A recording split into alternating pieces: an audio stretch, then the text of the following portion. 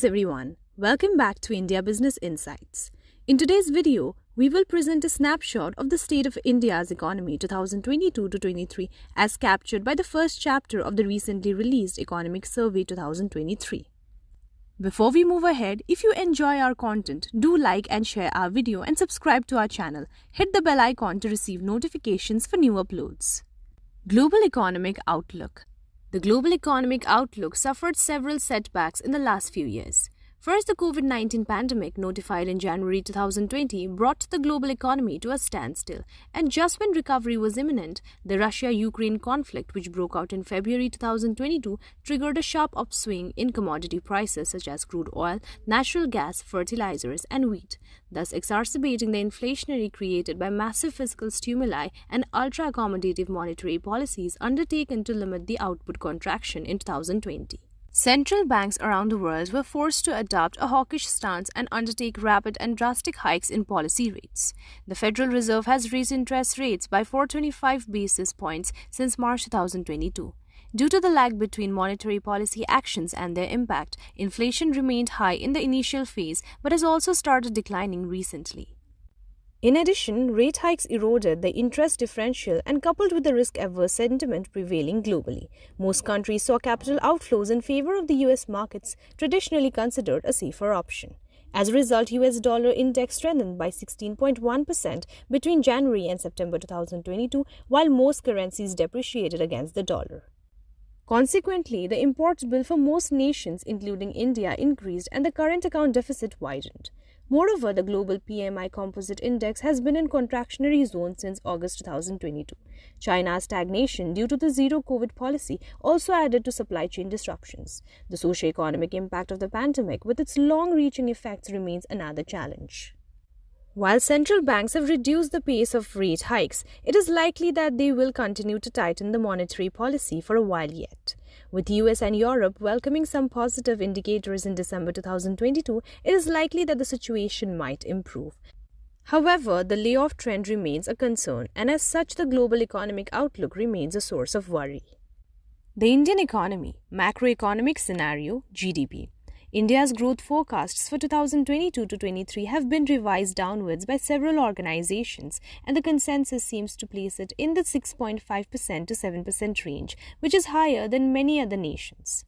That this growth rate is not based on any base effect means that the structural soundness of the Indian economy has ensured its resilience in the face of global headwinds. IMF believes that India will remain one of the top two fast-growing economies of 2022. Private consumption. Private consumption as a percentage of GDP stood at 58.4% in Q2 of financial year 23, the highest among the second quarters of all the years since 2013-14.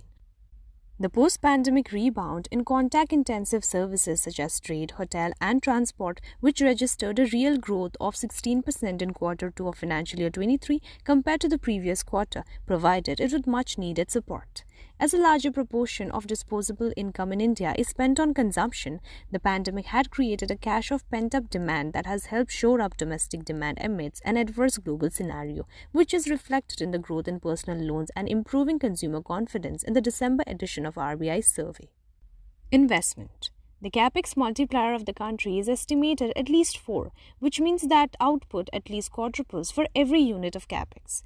The financial year 23 budget had significantly increased the amount budget for this category, and the capital spending has also been high, matching the targets. Buoyant direct and indirect tax collections are likely to prevent the high capex from breaching the fiscal deficit limits. Moreover, revenue expenditure has been controlled to allow for greater expenditure in this area. States also have a larger capital budget, supported by the centre's grant in aid for capital works and an interest-free loan repayable over 50 years. The private sector investment has also increased since the first quarter of the current financial year. As per Axis Bank Business and Economic Research, capex by the corporate sector increased to 3.3 lakh crore in H1 of financial year 23, driven by heavy investments in electricity, steel, chemicals, auto and pharmaceutical sector. Private sector. India's corporate sector saw improvements in profitability.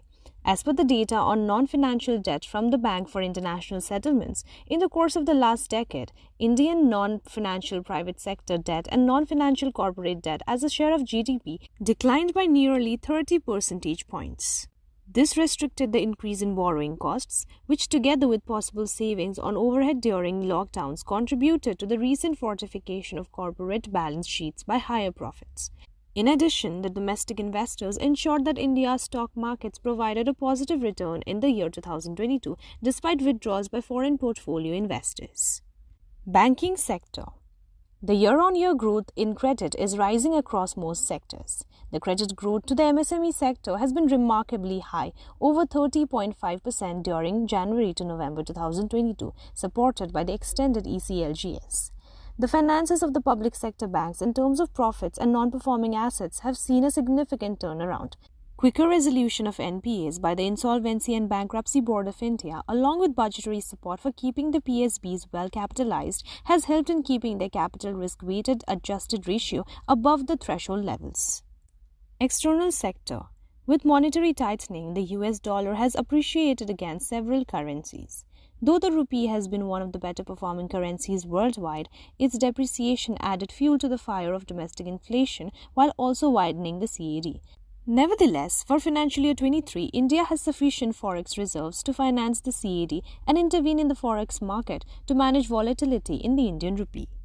India's exports surged in financial year 22 and the momentum lasted up to the first half of financial year 23, leading to an increase in India's share in the world market of merchandise exports. However, global economic growth has started to slow and so has world trade. As per United Nations Conference on Trade and Development, global trade growth was negative during the second half of 2022 and is expected to slow down further in 2023.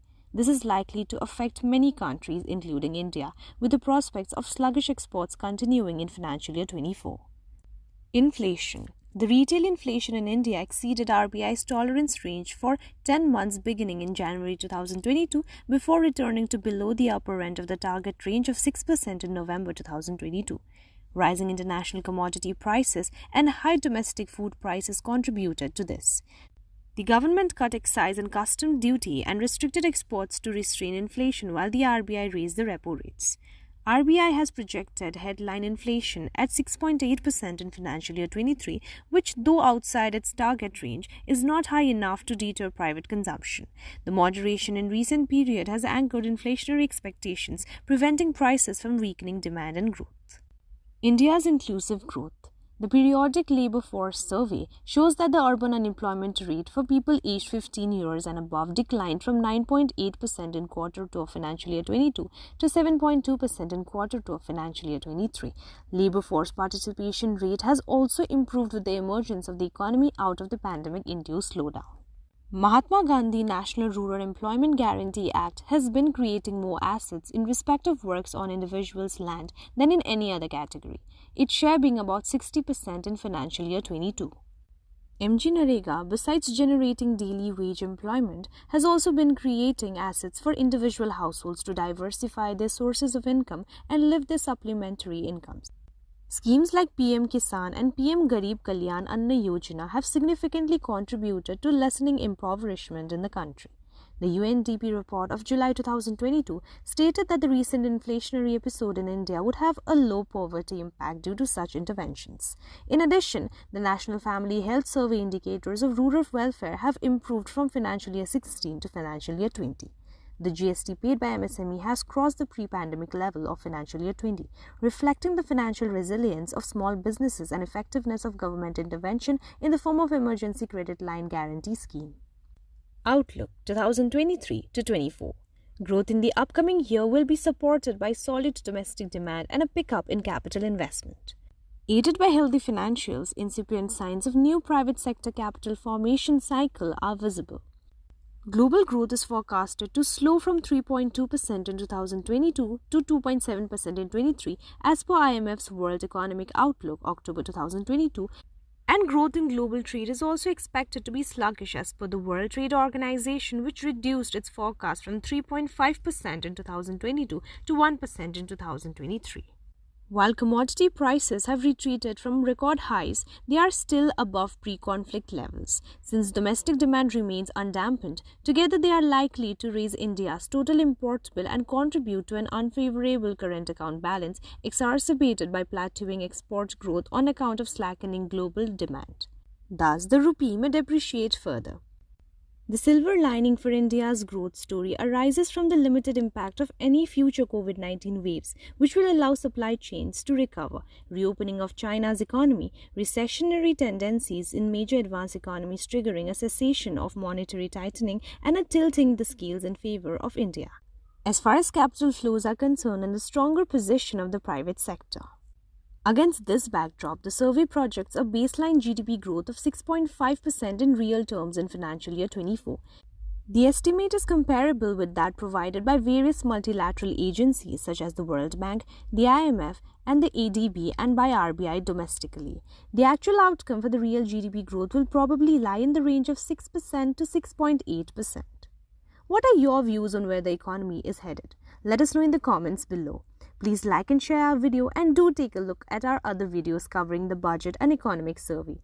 Please subscribe to our channel, and we shall soon be back with a new video. Thank you so much for watching.